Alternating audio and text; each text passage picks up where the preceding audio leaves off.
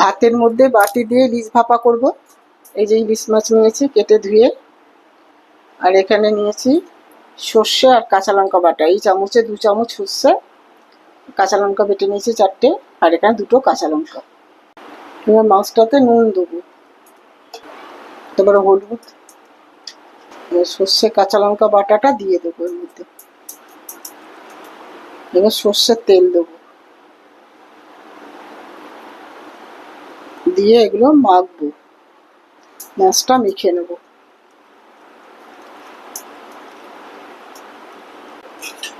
এবার মাছগুলো এই বাটির মধ্যে ঢেলে দেবো।